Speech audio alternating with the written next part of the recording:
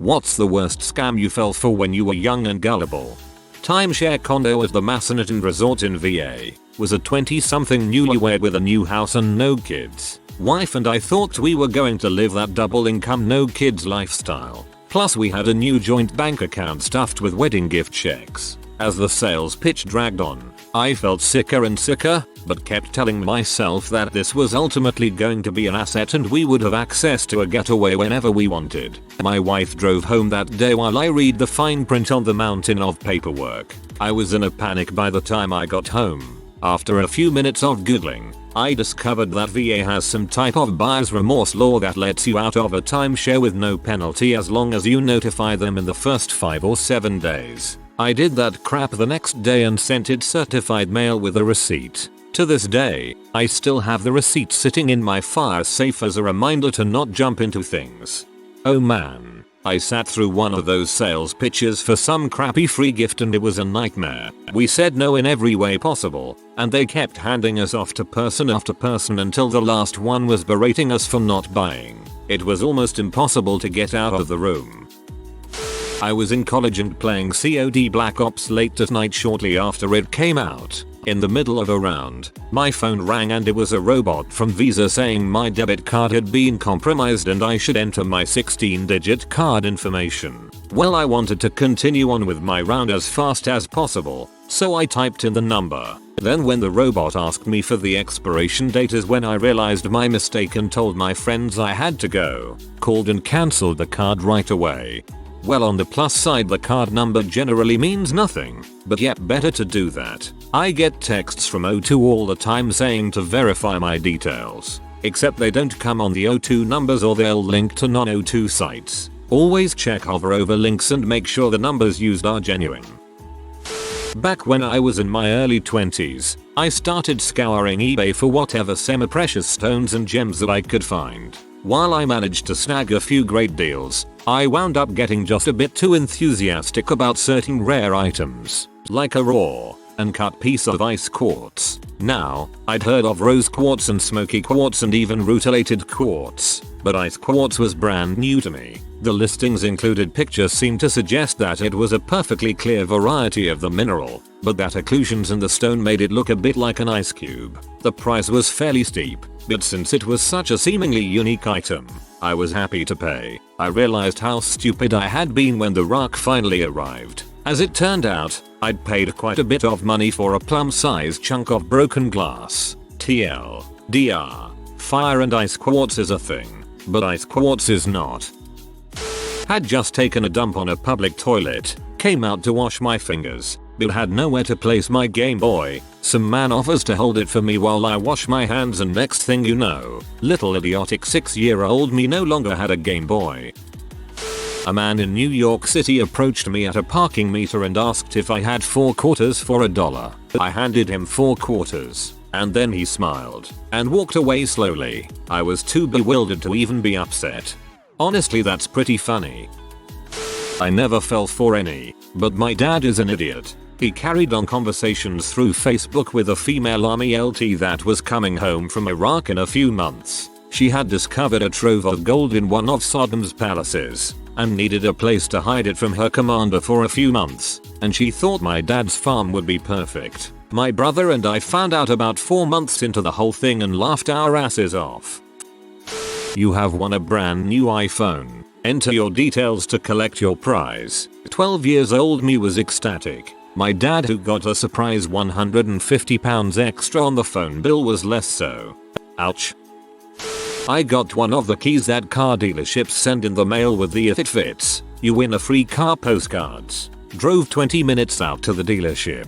They wanted my email and phone number and asked if I would wait in the lobby for a salesperson to help me. The sales rep straight up told me that it was just a promotion.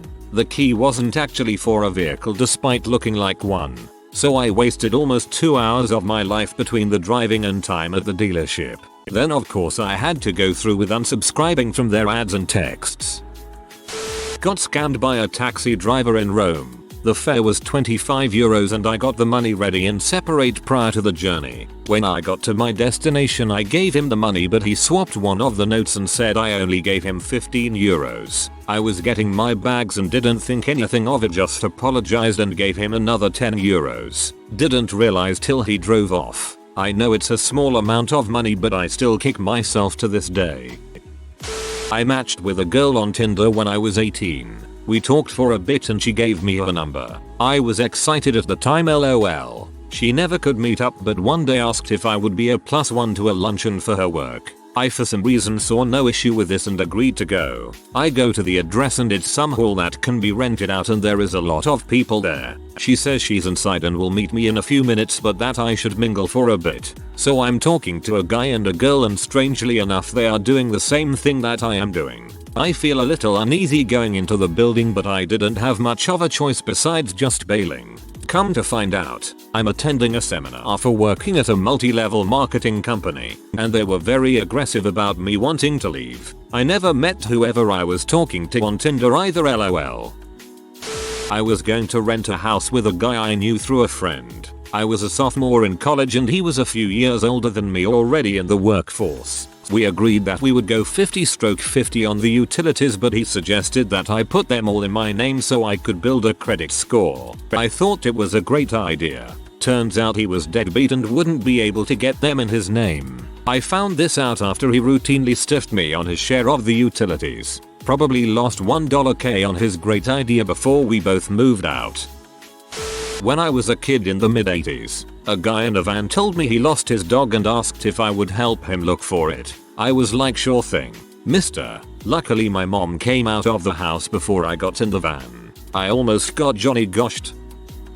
Back in my teenage days I didn't really get much attention from girls so I started using Tinder. Got a match from a girl that looked pretty attractive and she messaged me first so I was pretty excited. We started talking and the conversation escalates into us planning to hook up. She sent me a couple of nudes and teasing videos and insisted I did the same. Once I finally came around to it, I sent it on Snapchat. She immediately screenshot it and threatened to start sending it to people on my Instagram unless I paid her or sent her a video of me having sex with someone. I did neither and she started sending it to people. Eventually I blocked her and the accounts of the people she sent it to that I didn't know. While with the people I didn't block I called and explained the situation and they just kinda laughed it off and told me to be careful on Tinder.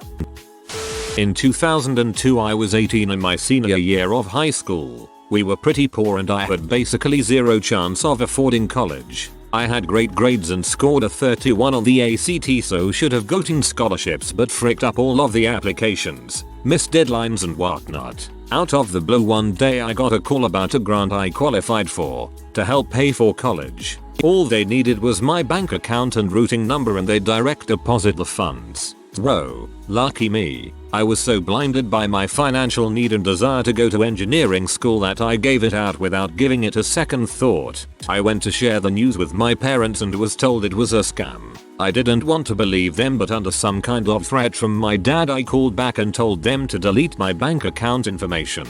The dude was incredulous. I still remember the tone of his voice when he yelled back at me, "You don't want this grant." Anyway, I contacted the bank and they had already cleaned out my account. All $61 I had to my name. We closed the account and got me a new account number and that was that. Lesson learned, I guess. Luckily you only had $61. Santa Claus. My parents asked me to write what I want for Christmas on a piece of paper and put it inside the sock. I wrote I wanted a bike. Christmas passed, no gifts. Parents told me Santa must have been stuck in an aerial traffic jam somewhere and I believed it. Sea monkeys look nothing like the comic books promised me they'd look. I'd seen the ads and the comics for years and dreamed about having my own underwater kingdom of little buddies who'd swim up to the side of the bowl and smile at me every day. But back in those days in Australia we just didn't get any of the cool stuff that was advertised in US comic books. Until one day, quite by accident, I found one packet of sea monkeys waiting for me in the toy section of the local supermarket. Just the one. I was so excited I nearly peed my pants on the spot, and after racing home, commanding my dad to locate an empty fish tank, setting everything up and then waiting for days and days for the sea monkeys to hatch. They turn out to be shrimp. About to graduate from high school and got an interview for a potential summer job. Showed up to find a group of 10-15 other high schoolers and we all sat through their hour-long presentation before they wanted to interview us. It was Vector, trying to rope kids into selling Cutco knives. Thankfully it sounded sketchy to me. 18-year-old female going into strangers' houses and told them I wasn't interested and walked away. But not before they tried. You were really engaged during the presentation. We think you'd be great on the team. I guess because I didn't fall asleep or immediately walk out. So glad I dodged that bullet. Some dude on Roblox wanted me to join his world. I went ahead and did it, and it asked for me to log in to verify that it was me. It said server shutting down in 60 seconds and counting down, so I rushed to do it without even thinking twice. Luckily my mom contacted the Roblox support team and after days of trying to get them to do something, I got the account back. Quite a clever scam for using on 8-year-olds like me at the time. Freaking piece of crap. This happens. They use the accounts as bots all the time and also for other uses. Some people just want 8-year-olds' Roblox accounts. I was desperate for a job with no callbacks. Finally get a hit. Sales job. I hate sales but a paycheck is a paycheck. Show up for my interview and it's multiple people getting pitched. 100% commission MLM crap. They were actually encouraging us to hit up family and friends. There was some poor guy there who I can only describe as Gil from The Simpsons, scribbling notes like a madman. The scammers said if anyone wasn't comfortable with this, they could leave. I looked around at the few people there and booked it. I felt so stupid for falling for that. The latest variant is that you're told about the great and wonderful career that is just waiting for you. But there's a training course so that you can be legally certified, and the training course is $120. And if I could cough up $120 on command I wouldn't have come here. Department store credit cards. Get that dope discount and then never receive a statement or card until it's in collections with fees. I refuse to shop at Macy's because of this. I actually went back and forth in emails with a Nigerian prince scammer, but it was more of a Nigerian village girl claiming she needed money to escape a POW camp scammer. Crap was elaborate. I'm glad I wasn't old enough to actually have access to any money, cause she could spin a story. Columbia House CDs. You could buy 12 CDs for 1 penny, then you agreed to purchase a certain number of CDs in the future for full price. I'm not sure what I thought, that they'd call the cops or ruin my credit forever, or what, but I bought all my agreed upon CDs at full price. I read years later that I could have just not bought a single thing because they can't enforce contracts made by minors. I was about 6 and visiting my uncle's house. Suddenly I see a small stool with a drawer in the seat, so I ask him what it was. He says that's really cool and I should put my hand on the seat. It was a small wood burning stove and I burned my whole hand. Your uncle is a terrible person.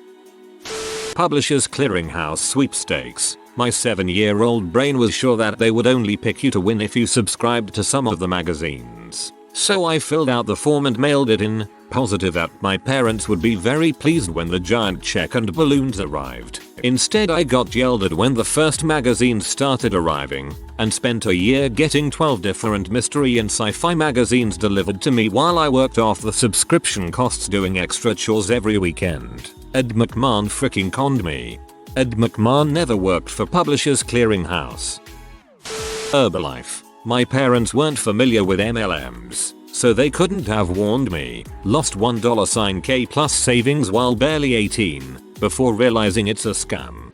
I started using their products to lose weight and was asked if I'd like to be a retailer too. It was when he explained the business to me by saying it's not a pyramid scheme and proceeded to draw circles that eventually made a pyramid of circles with him at the top. Then I decided to leave.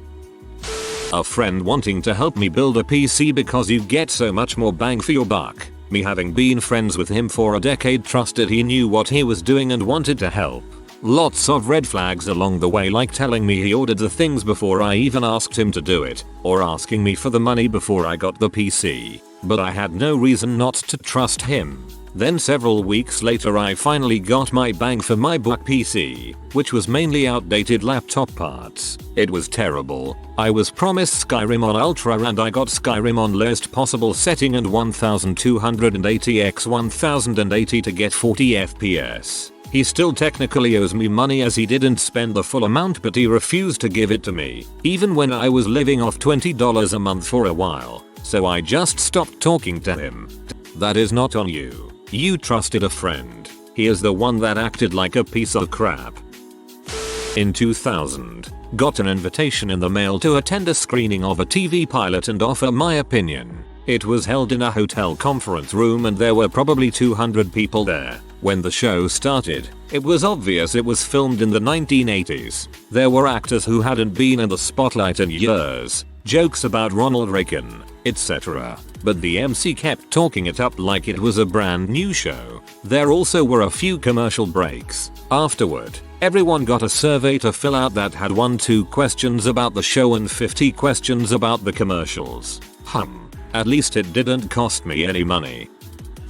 In the food store I noticed I was being followed by a woman, in her 30s-ish. She eventually comes up to me, says she lost her wallet and asks for like $5 for the bus home. I'm hesitant, because I got a lot of bad vibes from her, but she is really pushy and since she asked for a very low sum I finally give in. Thought that would be the end of it, but she doesn't leave me alone. In the corner of my eye I see her following me around the store, always looking at me. I pay for my stuff and starts walking to my car. I was 16 at the time but looked young for my age. And there she is again, asking if it's my car and if I could give her a ride. At this point I'm legit scared and says no and locks my car doors after getting in. I see her approaching another stranger asking for $5 for the bus. Well, in the end I wasn't scammed on a lot of money, but that lady was sure as heck up to no good. I wonder what her plan was. Probably pull something sharp and take more money. Outpatient surgery due to a narrowed esophagus with surprise out of network anesthesia. Everything in network when I went in, came out feeling like I'd done the adult thing to get it checked out, and a couple months later I get a bill for $2 $3K from the attending anesthetist that my insurance would help me with. Oh number. I once bought this Runescape tool that could turn 1 GP into any amount you wished. It actually did that visually. It would turn 1 coin into a 100 million for example. But it kept the 1 coin value till it was useless, of course. The National Honors Society. If your grades were good enough, you got your name in a special yearbook. Your photo too, if you paid more for it. So far, the only good thing that came from joining the National Honors Society was that I used to occasionally find the book with my photo in different thrift stores. Hello, dorky 7th grade photo that I used because my 9th grade photo was even worse. That sounds more like Who's Who. 5 years old, my mother said that she was checking my candy for poison. It's been 32 years. Mom, you still owe me all those peanut butter cups. We have a tradition on birthdays, an awful tradition BTW, letting the birthday person blow the candles and take a bite of the cake. I was a kid back then and my grandma told me that she didn't know how to take a bite of the cake, so she said I should show her how, and I did. Then someone else proceeded to shove my face on the cake. Today I still don't know how could I fall for that. My friend offered to trade his drawing of Spider-Man for my Nintendo DS. I accepted the offer, and when I got home, my mum found out about it and got angry at me. She insisted that I should get it back from my friend, and so I did just that. When I asked for my DS back, my friend said that he gave it to his cousin who lives in Brazil, and I fully believed him. I never got my DS back. That's when your mum should have stepped in. We need our parents to fix those dumb problems we cause for ourselves.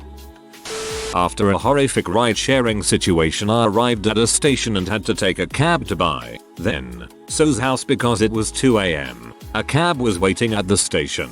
I hopped in and after we started the ride asked what the fare was. I had cash but not the $60 I was quoted. I realized at this point the driver had a lady, assuming girlfriend, in the passenger seat navigating, and there was no mileage device or anything cab-like. Went ahead and asked to detour to a gas station because it was 2 AM and I just needed to get where I was going. Paid the $60 and figured I paid some stupid tax. A few months later took the same route but called an actual cab. $27 fare that time.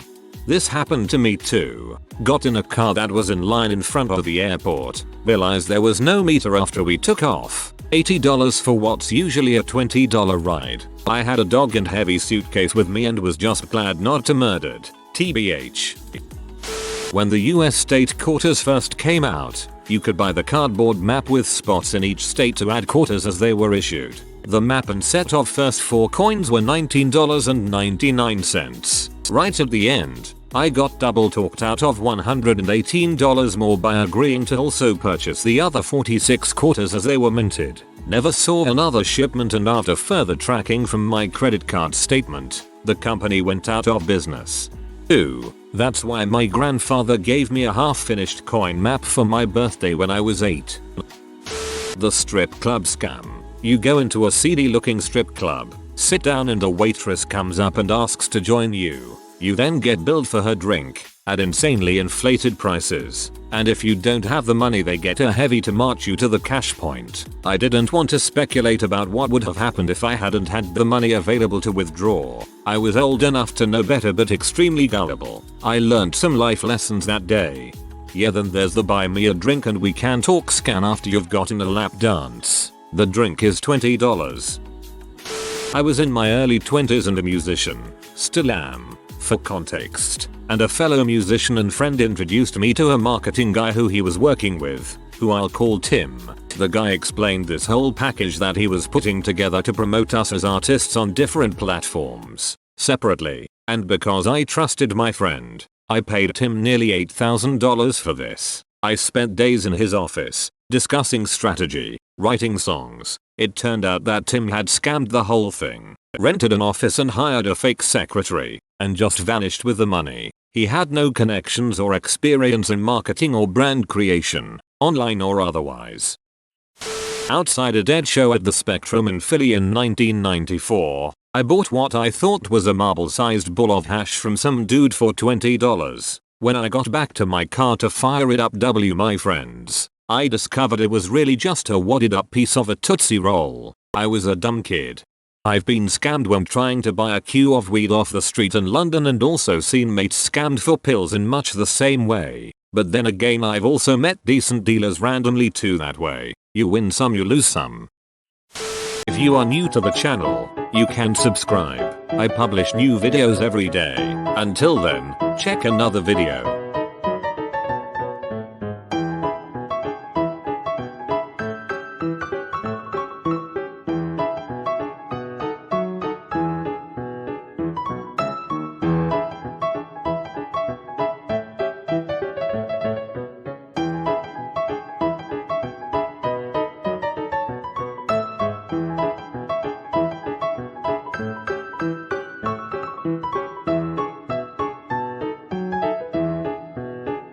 Bye for now.